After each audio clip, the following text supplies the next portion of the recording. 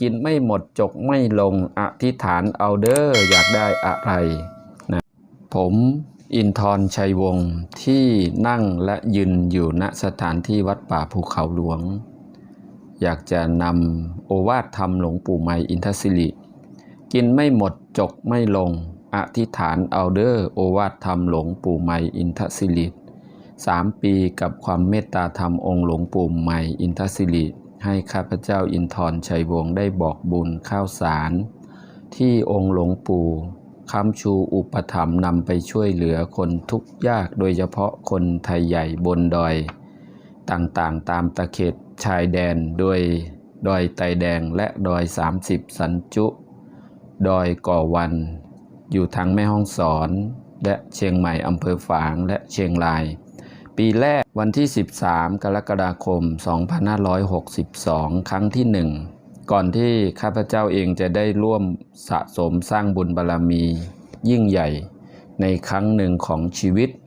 กับผมก้าวกระหม่อมได้รับฟังโอวาทธรรมและกราบหลวงปู่ท่านได้เมตตาเล่าให้ฟังเรื่องความทุกข์ยากซึ่ง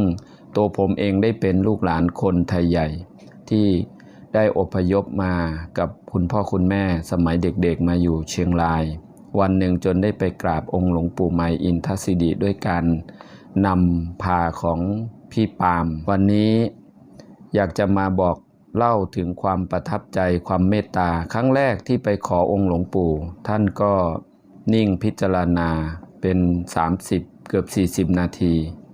ณสถานที่ที่ไปก็คือโรงพยาบาลเฉลิมพระเกียรติวันนั้นจำได้ว่าลุ้นว่าให้องค์หลวงปู่เมตตาและสุดท้ายท่านก็เมตตาและท่านก็บอกว่าทำส่งผลให้ข้าพเจ้าได้มาเป็นสะพานบุญ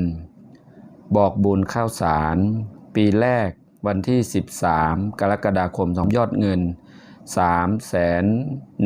313,219 บาทได้ข้าวสารทั้งหมดจำนวนคิดเป็นตัน 13.2 ตันปีแรกค่อนข้างจะซื้ออย่างอื่นเช่นเสื้อผ้าใหม่75ตัวเป็นเงิน 6,894 บาทรองเท้าใหม่144คู่จำนวนเงิน 4,000 บาทผ้าขนหนูใหม่อีก 4,500 บาทน้ำดื่มอีก 1,200 ขวดและอื่นๆมากกว่านั้นพูดถึงเจ้าภาพที่ลืมไม่ได้มีกับผมนะครับอินทรชัยวงศ์และก็มีเจ๊เค้งปีแรกที่ได้ร่วมบุญกันมาแล้วก็มีคุณหญิงทัศน์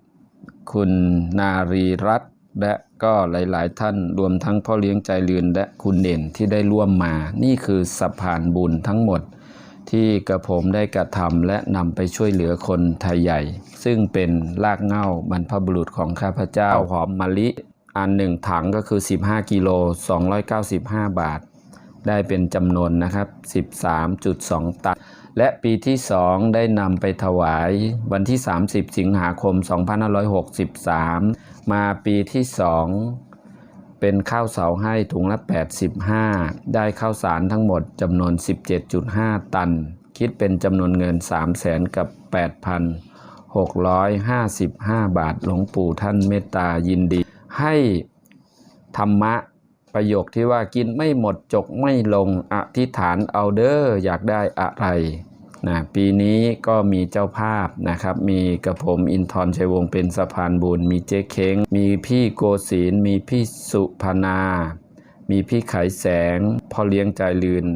น้องลำยองอันนี้คือเจ้าภาพหลักๆหากได้เอ่ยถึงหรือไม่ได้บอกกล่าวก็กราบขออภัยและปีที่3ซึ่งเป็นปีที่องค์หลวงปู่ให้โอวาทไว้ปีที่2ก่อนที่ท่านจะนิพพานท่านบอกว่าปีหน้าขอให้ทำให้ได้20ตันปีนี้ก็เป็นปีที่ท้าทายความสามารถความตั้งใจก็ได้หลายท่านที่กระตุ้นบอกคุณอินทรเมื่อไหร่จะทำจนพี่ไขแสงบอกว่าต้องทำถ้าไม่ได้ทำหรือบอกใครไม่ได้เราก็จะไปถวายองค์หลวงปู่เองและก็มีเจ๊เค้งเจ้าภาพใหญ่ในนามเจ้าพรหมค้าข้าวก็ได้บอกย้ำอีกว่าปีนี้ถ้าคุณอินทรไม่ได้ไปทำก็จะแจกที่หน้าบ้านเพราะคุณแม่และเค้งได้ตั้งใจไว้แล้วอันนี้ก็คือเป็นจุดริเริ่มครั้งที่3 เหตุผลที่ข้าพเจ้านิ่งและไม่กล้าสรุปเพราะไม่มีโอกาสได้ไปกราบองค์หลวงปู่ท่านอาพาธอยู่โรงพยาบาลก็พยายามที่จะเข้าไปกราบพยายามที่จะกราบเรียนครูบาอาจารย์ที่อุปถากและเป็นรองท่านก็ได้รับคำตอบว่ารอองค์หลวงปู่แข็งแรงก่อนนะแต่น่าเสียดาย27องค์หลวงปู่ก็ได้นะครับนิพพานนะก็เป็นเหตุนะทำให้ได้เริ่มนะครับมาต่อบุญข้าวสารรอบที่3เป็นจำนวนเงิน 324,000 บาทได้จำนวนข้าวสารทั้งหมด 4,000 กับ50 ถุง1ถุงมี5กิโลปีนี้เราทุกท่านนะมีเจ้าภาพหลักๆก็คือเจ๊เค้งข้าพเจ้าอินทรชัยวงศ์เป็นสะพานบุญมีพี่โกศินทร์มีคุณสุภานาเดี๋ยวรายละเอียดข้าพเจ้าจะเขียนติดแปะไว้รวมปีนี้ได้20 ตันจึงขอทำคลิปความระลึกนึกถึงบุคคลที่ได้สัมผัสปีแรกข้าพเจ้าพอตั้งจิตตั้งใจได้ทำกับพระอริยะพระสุปฏิปันโนตัวข้าพเจ้าเองได้สัมผัสถึงความเมตตาได้สัมผัสถึงความอินดูคิดอะไรปรารถนาก็จะระลึกถึงท่านเช่นขอให้บุญนี้สำเร็จข้าพเจ้าได้สัมผัสและมากกว่านั้นอย่างเจ๊เค้งปีนี้เรียนเชิญทุกท่านพบกับคลิปต่อไปประสบการณ์ตรงจากความเชื่อศรัทธาอานิสงส์นี้มีประสบการณ์ตรงมาแบ่งปันขอบพระคุณทุกท่านที่ร่วมบุญมาติดตาม EP 2 นะครับ